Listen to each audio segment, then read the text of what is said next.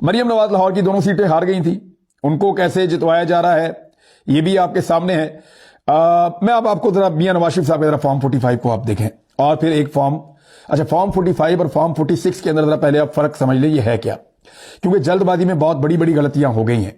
ये सारी गलतियां अदालतों में जाएंगी और अदालतों के अंदर बड़े जूते पड़ने वाले हैं, क्योंकि अदालतों में जब ये सवालात वकील उठाएंगे तो नवाज शरीफ के वकला के पास या नवाज शरीफ की पार्टी के जो उम्मीदवारान हैं जो जीतने वाले हैं बज़ाहिर, उनके पास कोई जवाब नहीं होंगे। वो बुरी तरह फंस चुके हैं। कैसे फंसे हैं देखें, मैं आपको बताता हूं। वो ऐसे फंसे हैं कि फॉर्म 45 होता है एक पोलिंग स्टेशन का, फॉर्म 47 होता है पूरे हलके का। एमएनए के हलके में मिसाल के तौर पे 200 पोलिंग स्टेशन है ना, या 300 पोलिंग स्टेशन है, तो 300 फॉर्म 45 होंगे और इन 300 फॉर्म 45 को जब आप मिलाएंगे तो एक फॉर्म 47 बनेगा। इसको जरा आप अच्छी तरह समझ लें ताकि हर पाकिस्तानी को समझ आ जाए कि उनके साथ दाव लगाया क्या गया है। आपको समझ आ जाएगी कि एक्चुअली हुआ क्या है आपके साथ, पाकिस्तान के साथ क्या हुआ है। फिर सुन लें, फॉर्म 45 हर पोलिंग स्टेशन से एक निकलता है। अगर 300 पोलिंग स्टेशन है तो 300 फॉर्म 45 हैं। फॉर्म 47 आरओ के दफ्तर से एक निकलता है और इसके अंदर तमाम फॉर्म 45 का जो नतीजा होता है उसको इकट्ठा करके जमा करके लिख दिया जाता है। तो इसको कहते हैं फॉर्म 47, ये हतमी नतीजा होता है। अब नवाज शरीफ के हलके का मैं सिर्फ एक आपको फॉर्म 45 पढ़ के सुना रहा हूं, सिर्फ एक फॉर्म 45। ये फॉर्म 45 क्या कह रहा है कि यास्मीन राशिद साहिबा ने 440 वोट लिए हैं और नवाज शरीफ साहब ने जो हैं वो 217 वोट लिए हैं। यानी यहां नवाज शरीफ साहब आधे वोट ले पाए यास्मीन राशिद के मुकाबले में। ये जो फॉर्म 45 मैं आपको पढ़ के सुना रहा हूं, ये Abdali grammar girls high school है, गर्ल्स स्कूल है, ग्रामर स्कूल है और अब्दाली रोड लाहौर पे है। मैं गया हूं जी, यहां पे मैंने ये स्कूल विजिट किया हुआ, मैंने देखा हुआ है मादी में। अब ये फॉर्म 45 क्या बता रहा है, ये एक हलके का है, याद रखिएगा। इसने कुछ ऐसी चीजें बताई हैं कि नवाज शरीफ का और रिजल्ट जो है वो यास्मीन राशिद का, ये तो इसने बता दिया है, लेकिन इसने कुछ चीजें और बड़ी अजीब बताई। यहां पे एक उम्मीदवार है ऊपर, इकबाल अहमद खान, तीसरे नंबर पे इनका नाम लिखा हुआ है। ये जो इकबाल अहमद खान है, इनको 4 वोट पड़े हैं फॉर्म 45 में। अब बहुत सारे पोलिंग स्टेशन हैं, बाकी में भी पड़े होंगे, तो इनके सैकड़ों में वोट तो जाने चाहिए ना इकबाल अहमद खान के। अगर सैकड़ों पोलिंग स्टेशन है, एक में 4 पड़े हैं तो 200, 400, 500, 1000 वोट तो होना चाहिए इनका, और ये पीपल्स पार्टी की है।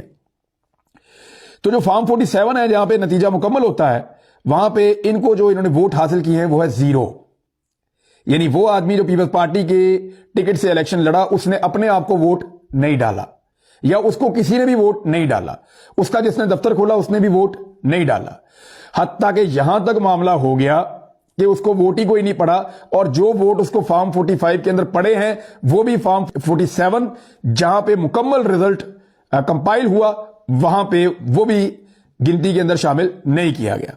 एक और उम्मीदवार मैं आपको बताता हूं, ये हैं जी हसनैन अहमद शहजाद, इनको 1 वोट पड़ा है। मैं एक एक वोट भी आपको इसलिए बता रहा हूं, आपको मजा आएगा थोड़ा सुन के।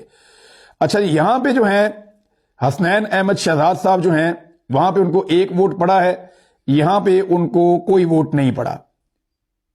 यानी एक पोलिंग स्टेशन में उनको 1 वोट पड़ा है, लेकिन पूरे हलके के अंदर वो वोट गिना नहीं जा रहा। एक और उम्मीदवार के पास जाते हैं, ये जी खालिद मसूद सिंधु साहब को 3 वोट पड़े हैं, सलीमुल्लाह को 6 वोट पड़े हैं इस पोलिंग स्टेशन में। यानी खालिद मसूद सिंधु 3 वोट, सलीमुल्लाह 6 वोट इस एक पोलिंग स्टेशन में। और पूरे हलके के रिजल्ट के अंदर ये जो दोनों उम्मीदवार हैं, खालिद मसूद सिंधु और सलीम सैफुल्लाह, खालिद मसूद सिंधु क्योंकि पाकिस्तान मरकजी मुस्लिम लीग से उनके वोट गिने गए हैं, और सलीमुल्लाह जो हैं उनको 0 वोट पड़ा है, उनका वोट नहीं गिना गया।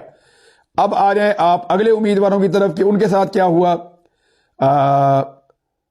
इसके बाद एक सूफी साहब हैं, खलीक अहमद भट्ट साहब, इनके 11 वोट हैं, और मोहम्मद इम्तियाज चौधरी साहब का 1 वोट है, मोहम्मद खुरम रियाज साहब के 37 वोट हैं, मोहम्मद आमिर का 1 वोट है, और मुजम्मल कादिर भट्ट का 4 वोट हैं। और इस तरह जो है वो ये एक पोलिंग स्टेशन मुकम्मल होता है। जब आप दूसरी जानिब जाते हैं तो इन सबका कोई वोट नहीं है, सारे 0 0 0 0 0 0 आ रहे हैं।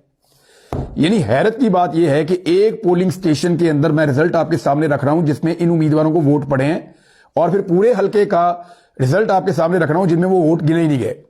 अब अगर मैं 10 पोलिंग स्टेशन के निकालूं तो इनके और बढ़ जाएंगे, लेकिन पूरे के अंदर 0 है। اور اگر 100 پولنگ سٹیشن کے نکالوں تو ان کے اور بڑھ جائیں گے ان امیدواروں کے ووٹ، لیکن پورے حلقے کے اندر جماعت اسلامی اور پیپلز پارٹی کو ایک بھی ووٹ نہیں پڑا.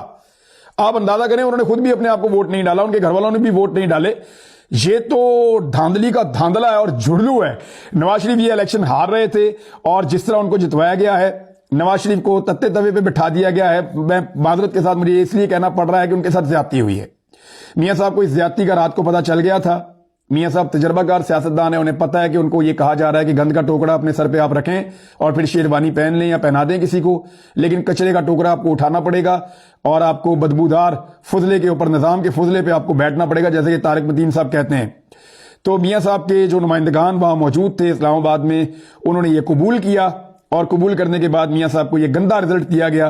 اس رزلٹ کے مطابق میاں نواز شریف صاحب کی جیت عدالت کے اندر ٹھہر نہیں پائے گی. اگر عدالت میں تھوڑا سا بھی انصاف ہوا تو